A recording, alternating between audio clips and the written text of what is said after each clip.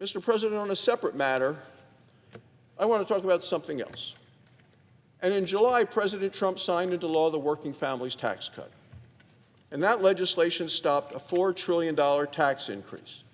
It secured our border, it unleashed American energy, and it slashed wasteful Washington spending. I thought one of the most egregious subsidies we eliminated was the electric vehicle tax credit. And under Joe Biden, Washington provided lucrative luxury tax credits to prop up EV sales.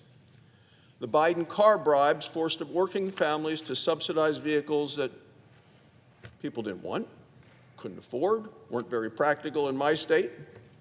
And I've fought against these costly EV handouts for years. I introduced bills to repeal them, and I was joined by my Republican colleagues.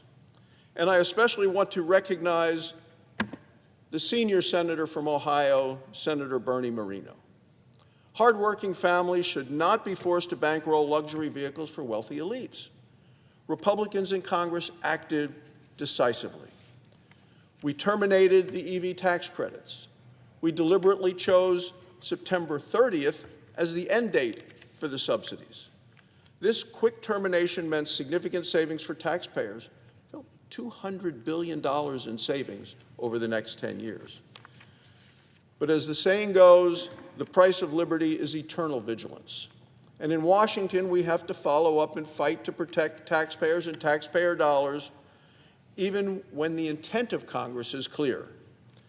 And that's where I really want to point out the hard work of Senator Moreno, because that's what the Republicans are doing. In recent weeks, Senator Moreno and I read troubling news. There was a last-ditch effort to game the system in the final days before the cutoff date. And we immediately wrote to Treasury Secretary Scott Bessent to alert him about the issue and to address the problem.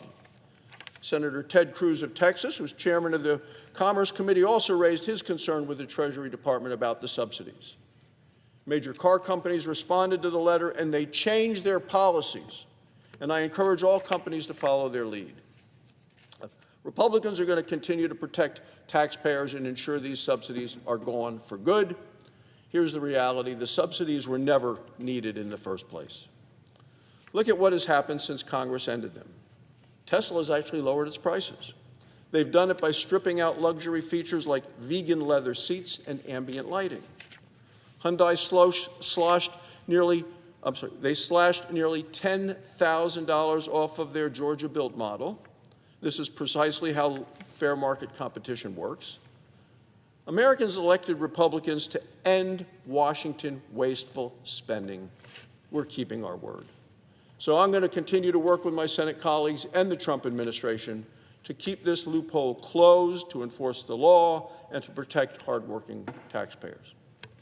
Thank you, Mr. President. I yield the floor.